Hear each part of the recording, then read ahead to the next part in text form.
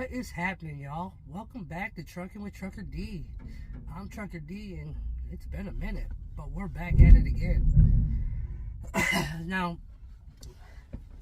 it ain't been a minute since we've been back at it, but we've been a big minute since we've been out here on YouTube. I'll tell you that right now. And I'm kind of congested. My allergies been bothering me with the way the weather's been changing left to right here in the Midwest. So, you know, going down south, 70, 80 degree weather, coming back north, 30 degree weather. My allergies just been going crazy. But this is our first week back here on YouTube. First video back anyways. We're coming off the Louisville Truck Show. We didn't get no footage this year, but we did something different this year when we went down there. Instead of taking the truck, we took our camper, the wife and I did. Took it down there and got a spot in the campground, and it was great. We were literally 10 minutes from the door, not even, maybe a 5-minute walk, somewhere around there.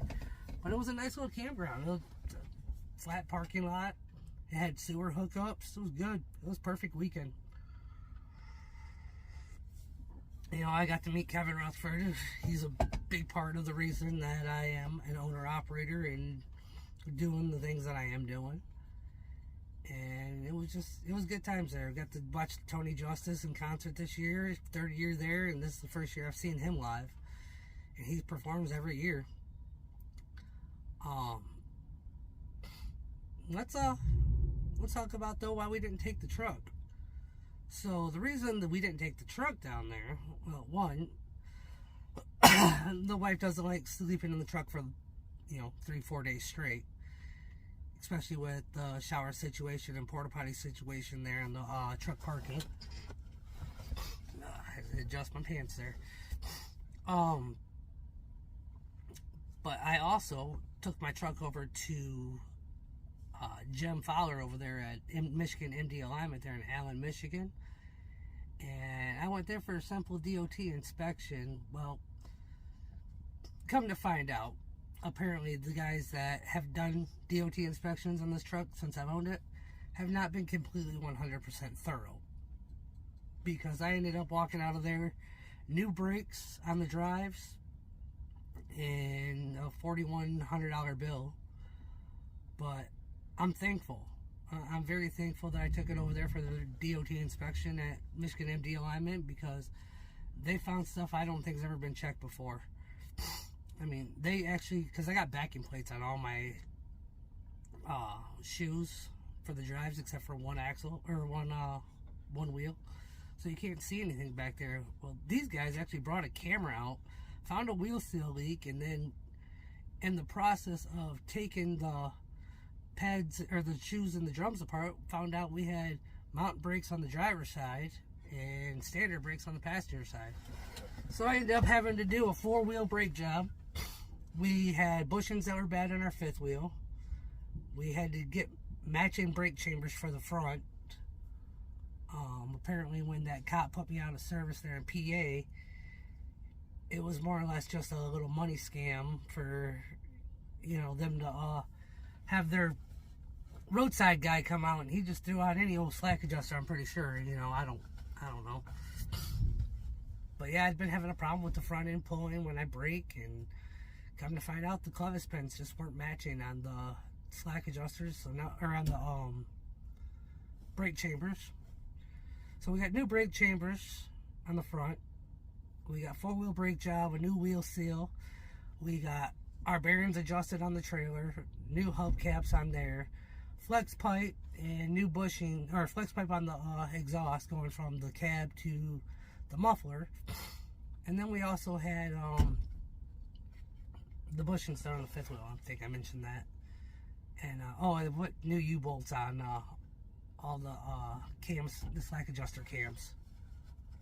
I got an itch on the bottom of my leg. What the hell? Anyways, so we got all that situated. And before I even took it out the gym, I ended up doing rear cab shocks. So we got brand new cab shocks on the back of this thing, which is starting to make it feel amazing. And then oh yeah, the cab shocks. Those lost my train of thought there. I do that from time to time. What can I say? The cab shocks were a pain in the ass. I ended up having to cut the old bolts off and put replacement bolts in there. They were so seized.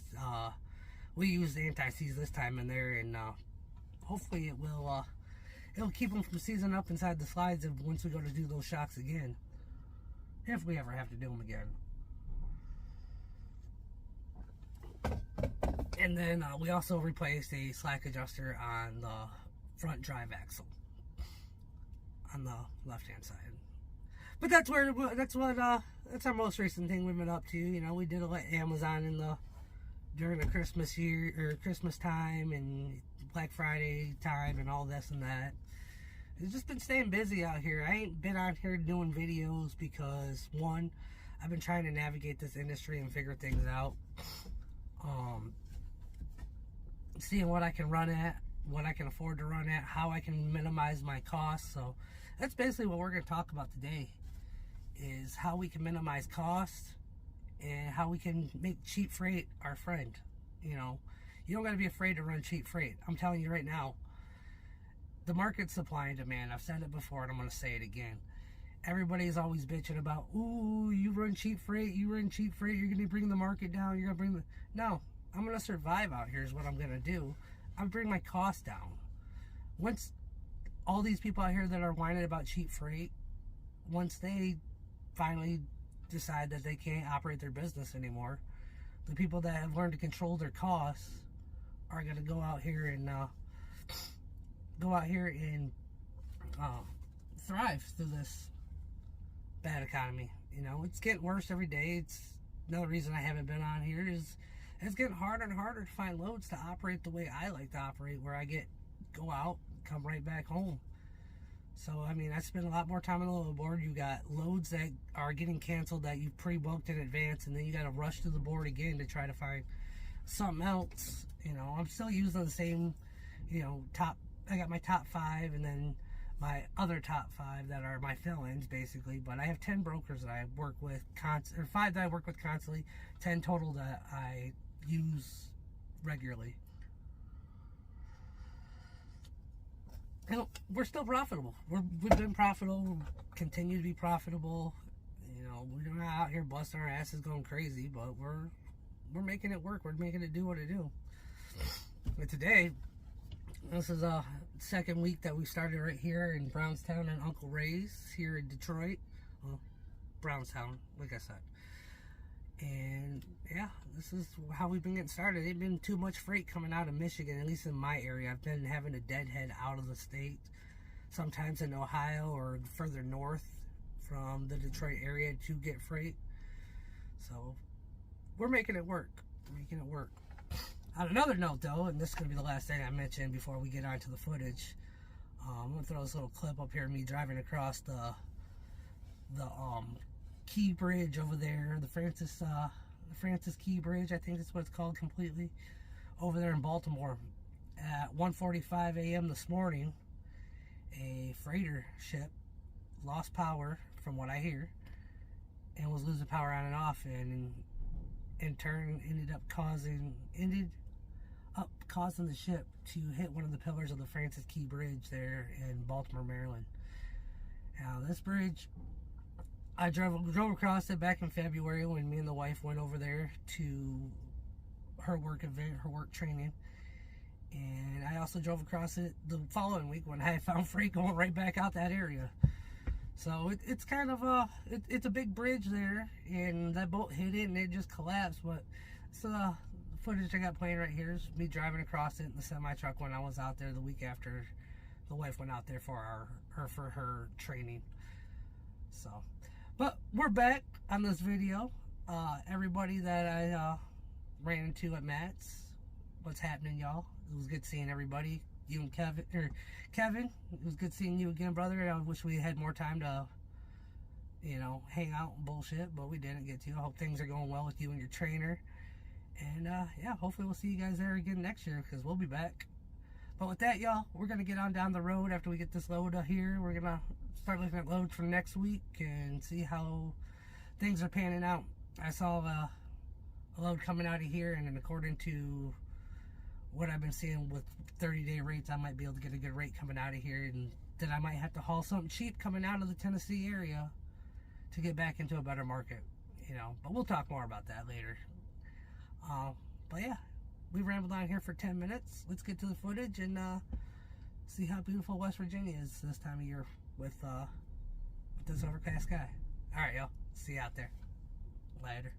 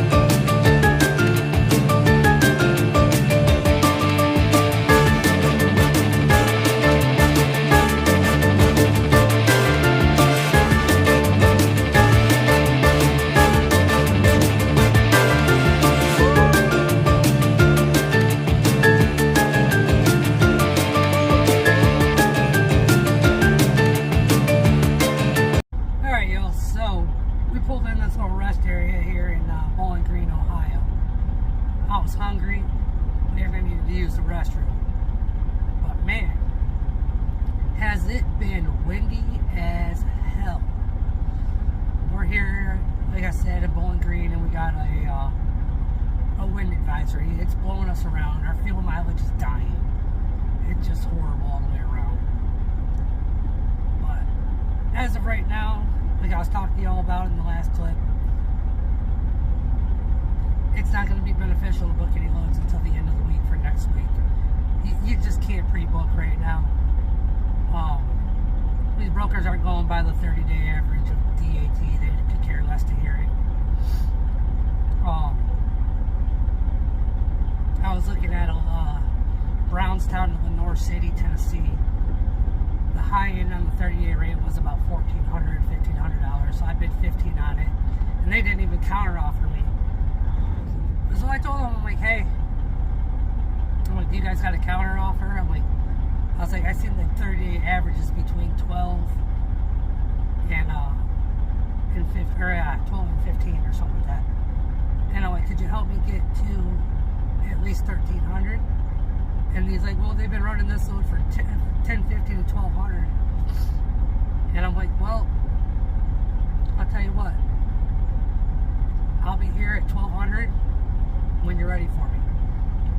And I went down to 1,200 on it. And the guy said, well, the broker's willing to flex for 1,100. I said, meet me in Meadow, 1,150. Nothing back yet. So, what I was going to do is I was hoping to get a good rate going down there, because according to what the 30-day average was, I should have been around $250 a mile going down to Tennessee. And then I was going to take a shitty load to go up to Wisconsin, and then I could always find stuff coming out of that area going right back home. Like this week, I got a load for $1,000 going into Wisconsin. So, I don't know. We'll figure it out, but we got to get back out here on this highway, which I'm calling the wind tunnel right now, and keep on pushing towards Milton, West Virginia. Alright, y'all. We'll see you out there. Later.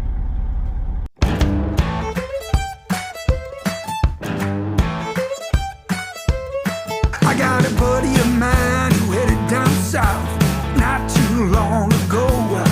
He's been calling me up, he's been wearing me out, blowing up my telephone, telling me to come on down and take a look around, see if I don't agree, that he's found a place with the prettiest girls that he's ever seen.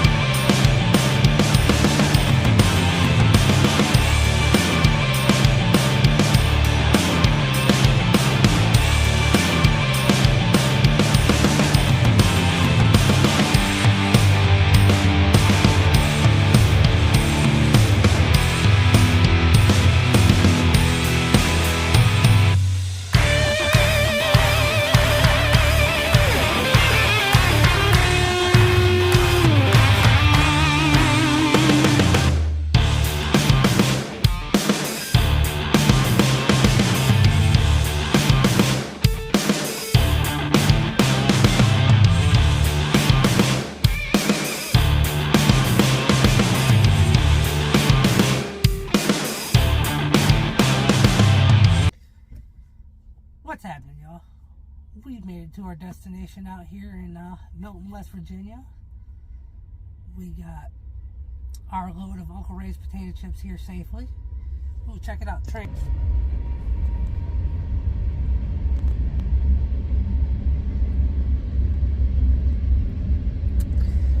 I wish that would have been coming by when I had the drone up in the air.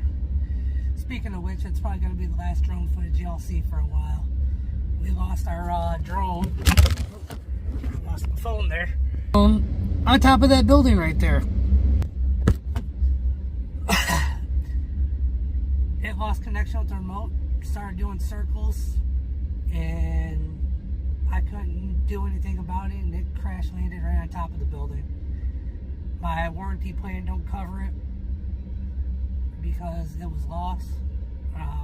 In the process of chatting with the manufacturer right now, we'll see what happens with that. But I'm probably not gonna buy another Holy Stone drone, and I'll probably save up and get the good DJI.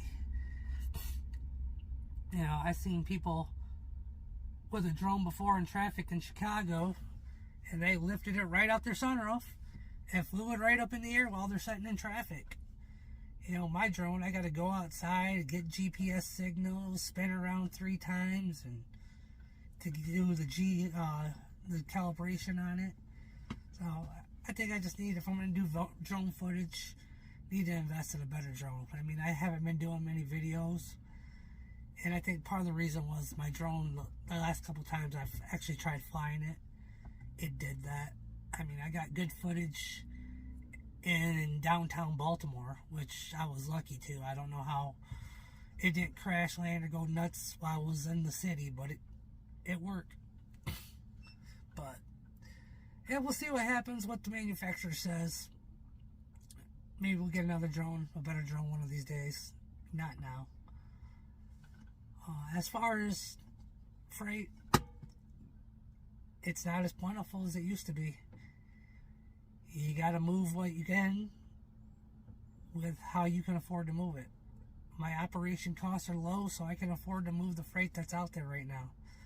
Thankfully, I bought my truck cash, and I don't really have that high of fixed payments at the end of the month. So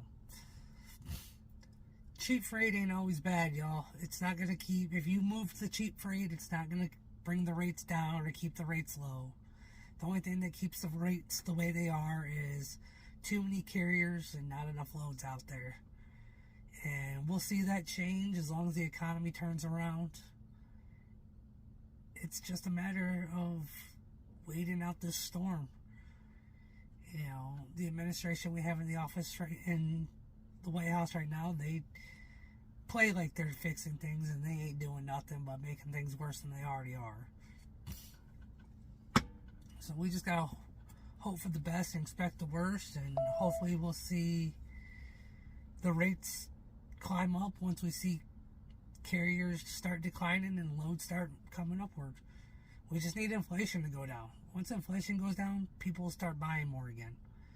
You know, also we got tax time. Taxes, people are going to start getting their tax returns back. So hopefully we'll see a little bit pick up in freight. See how the summer goes. Hopefully have a good holiday season this year. But we're just going to keep on doing what we do. Check out the Landstar hat I got. Got this at the truck show on Thursday afternoon, or Friday afternoon it was. Yeah. So, but yeah. We're still out here trucking, y'all. I know it's been a while since the last video, and I know y'all probably been wondering where Trucker D has been if you follow me like that. And we're still out here doing it. We're just paying more attention to the business and, you know, not too much to YouTube like we used to.